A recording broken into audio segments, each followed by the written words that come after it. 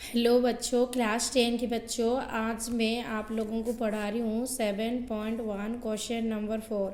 Check whether 3 coordinate point यहाँ पर given दिया है 5, में -2, 6, 4 and 7, -2 are the vertices of आइसोस्केल ट्रायंगल।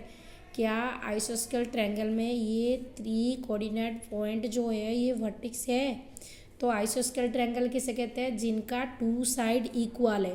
तो इस क्वेश्चन में हम क्या करेंगे, ये 3 कोऑर्डिनेट पॉइंट को यूज करेंगे। यूज करके हम ट्रायंगल का 3 साइड का डिस्टेंस निकालेंगे। अगर उन दोनों में 2 साइड इक्वल हो गए तो ये आइसोस्केल ट्रायंगल का वर्टेक्स कहलाएगा। चलो करते हैं फिर इस सवाल को। तो सबसे पहले मैंने यहाँ पे ट्रायंगल बनाया। इसका कोऑर्डिनेट पॉइंट मान लो मैंने ये ले लिया ABC, इसका नाम ले लिया। और कोऑर्डिनेट पॉइंट तुम अपने हिसाब से कहीं पे भी ले लो। तो मैंने ये वाली ले लिया 5, में -2। और जो B की कोऑर्डिनेट पॉइंट है ये मैंने रख दिया 6, में 4। और जो C की कोऑर्डिनेट पॉइंट है इसको मैंने रखा 7, में -2। ओके बच्चों, अब मैं इस क्वेश्चन को सॉल्यूशन करने जा रही हूँ। पहले मैं डिस्टेंस निकालूंगी AB, फिर मैं निकालूंगी AC, फिर मैं निकालूंगी यहाँ पे BC। अगर इस तीनों डिस्टेंस निकालने के बाद अगर कोई भी 2 साइड इक्वल हो गया तो ये इक्विलेटरल ट्रायंगल कहलाएगा। ठीक है, तो पहले मैं किसके कोऑर्डिनेट पॉइंट निकालूंगी? AB। तो पहले मैं A का कोऑर्डिनेट पॉइंट यहाँ पे लिख देती हूँ। A का कोऑर्डिनेट पॉइंट मेरा कितनी है? 5, में -2। तो मैं यहाँ पे लिखा 5, में -2। देन मेरा B के कोऑर्डिनेट पॉइंट में यहाँ पे लिखूँगी 6, 4। तो यहाँ पर मैंने लिखी 6, में 4। और C के जो कोऑर्डिनेट पॉइंट है 7, में -2। तो मैं यहाँ पे लिखा 7, में -2। ओके, ABC तीनों पॉइंट हो गया हमारा। तो यहाँ पे मैंने AB का डिस्टेंस निकालूंगी। तो फॉर्मूला क्या है? x2 का स्क्वायर प्लस y1 का स्क्वायर का होल रूट। ये मेरी फॉर्मूला है। ओके, तो यहाँ से x2 मेरी कितने हैं? इन दोनों कोऑर्डिनेट, ये x2 है ये x1 है। तो 6 - 5। तो यहाँ पे देखो 6 - 5 का स्क्वायर प्लस y2 - y1 कितने हैं? यहाँ पे देखो, यहाँ पे y2 है ये y1 है। तो कितना आ जाएगा? 4।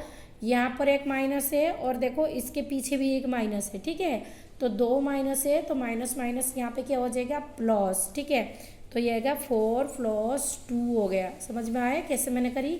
मैंने ये कही फॉर्मूला कह रहा है y2 - y1, y2 फिर माइनस फिर और एक माइनस, 2 माइनस है यहाँ पे, तो इसीलिए ये माइनस माइनस प्लस हो गया 4 + 2 का स्क्वायर। ठीक है, ओके। अब देखो 6 में से 5 चले गया तो कितना आएगा? 1 का स्क्वायर प्लस 4 को 2 में प्लस कर दो तो कितना आ जाएगा? यहाँ पे आ जाएगा ये 6 का स्क्वायर का होल रूट। तो अब देखो 1 का स्क्वायर 1 है, 6 का स्क्वायर कितनी है? 6 का स्क्वायर हो जाएगा 36। तो 1 प्लस में 36 का होल रूट, 36 पे से +1 कर दो तो कितना आ जाएगा? 37। ओके, कितना आ जाएगा? ये 37 का होल रूट। ठीक है, ये किसका निकाला? AB का निकला। फिर हम किसका निकालेंगे? यहाँ पे BC का निकालेंगे। ठीक है, तो चलिए पहले BC का निकालते हैं। तो BC के लिए B का कोऑर्डिनेट पॉइंट और C का कोऑर्डिनेट पॉइंट यूज होगा। ये देखो, ये B का कोऑर्डिनेट पॉइंट है और ये किसका? C का कोऑर्डिनेट पॉइंट है। तो पहले फॉर्मूला लिखो x2 - x1 का स्क्वायर प्लस y2 - y1 का स्क्वायर का होल रूट। तो यहाँ पे x2 कहाँ है? यहाँ पर देखो ये x2 है ये x1 है, मतलब 7 - 6। तो ये आएगा 7 - 6 का स्क्वायर प्लस y2 - y1 का स्क्वायर। ये देखो ये -2, ये y2 है और ये y1 है, मतलब -2 - 4। ठीक है, तो -2 - 4 का स्क्वायर। ओके, तो इसका रूट लगाओ। 7 में से 6 चला जाएगा, कितना आएगा? 1 का स्क्वायर प्लस, ये देखो इन दोनों का सिंबल सेम है तो ये प्लस हो जाएंगे। 4 में से 2 प्लस कर दो तो कितना आएगा? -6। ठीक है, अब इसका भी स्क्वायर लगा दो और देन रूट। 1 का स्क्वायर 1 है प्लस -6 का स्क्वायर कितना आएगा? 36। अब रूट 36 + 1 कितने हो जाएंगे? ये देखो 37 हो गए। ओके, ये मैंने किसका निकाला? BC का निकाला। देन हम फाइंड आउट करेंगे AC, इसका निकालेंगे ये AC। अब चलो हम AC के पास, ये देखो ये कितना है? ये A है, ये A का कोऑर्डिनेट पॉइंट है, ये A का कोऑर्डिनेट पॉइंट है, C का कोऑर्डिनेट पॉइंट है। तो इसके डिस्टेंस हम अभी निकालने वाले हैं। मतलब कोऑर्डिनेट पॉइंट चेक कर लो, ये ए का और सी का, मतलब इन दोनों को लेना है, एक इसको और इसको, इन दोनों को लेना है। तो ये मेरी x2 है, ये मेरी x1 है, x2 माइनस x1 का स्क्वायर हो जाएगा। ओके,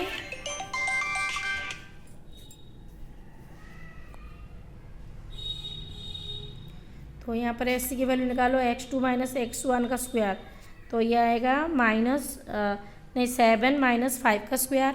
तो लिखो यहाँ पे पहले फॉर्मूला लिखो, x2 माइनस x1 का स्क्वायर प्लस आएगा y2 माइनस y1 का स्क्वायर का क्या हो जाएगा रूट। x2 कितना 7 आएगा, तो 7 माइनस 5, तो यहाँ पे लिखूँगी मैं 7 माइनस 5 का स्क्वायर प्लस में -2 और -2, देखो -2, ये -2 है पहले, फिर यहाँ पर डबल माइनस आ जाएगा क्योंकि एक माइनस हमारी फॉर्मूला में है और एक माइनस यहाँ पे, तो माइनस माइनस क्या हो जाएगा +2 का स्क्वायर का होल रूट। 7 में से 5 चले जाएंगे तो कितना आएगा 2 का स्क्वायर प्लस -2 कैंसिल आउट हो गए, 0 का स्क्वायर, अब 2 का स्क्वायर 4 का रूट कितना आ जाएगा 2। ओके, तो यहाँ से 2 आया। अच्छा, इसमें क्या पूछा था, इसमें ये पूछा गया था क्या ये कोऑर्डिनेट पॉइंट्स जो दिया गया है वो आइसोस्केल ट्रायंगल का है या नहीं है। तो मैंने बोला था अगर दो साइड इक्वल हो जाएगा तो ये आइसोस्केल ट्रायंगल हो जाएगा। तो हम गौर से देखते हैं, यहाँ पर देखो जो ए बी के मेरी डिस्टेंस मैंने निकाली थी वो रूट का 37 आ रहा है, और जो बी सी के डिस्टेंस मैंने निकाली थी वो भी रूट के 37 ही आ रहा है। मतलब इस ट्रायंगल का 2 साइड का डिस्टेंस इक्वल है, तो इसीलिए ये एक आइसोस्केल ट्रायंगल है। ये जो कोऑर्डिनेट पॉइंट है ये आइसोस्केल ट्रायंगल में है। तो नेक्स्ट में हम आंसर में क्या लिखेंगे, नेक्स्ट में हम आंसर में लिखेंगे यस,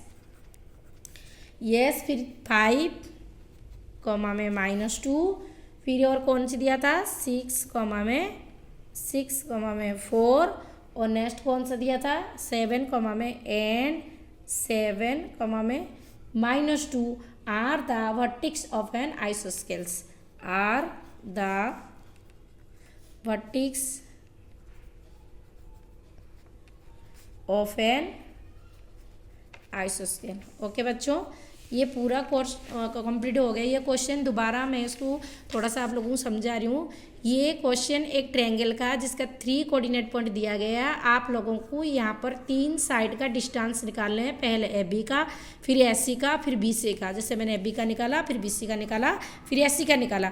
अगर जब आप ए बी का निकालोगे तो ए और बी के कोऑर्डिनेट पॉइंट यूज़ करना है, बी सी का निकालोगे बी और सी का कोऑर्डिनेट पॉइंट यूज़ करोगे, और एस सी का जैसे निकालोगे ए और सी की कोऑर्डिनेट पॉइंट निकालोगे। तीनों साइड मैंने निकाल लिया और मैंने देखा यहाँ पे 2 साइड की जो डिस्टेंस है वो इक्वल हो रहा है, तो इसीलिए ये आइसोस्केल ट्रायंगल है।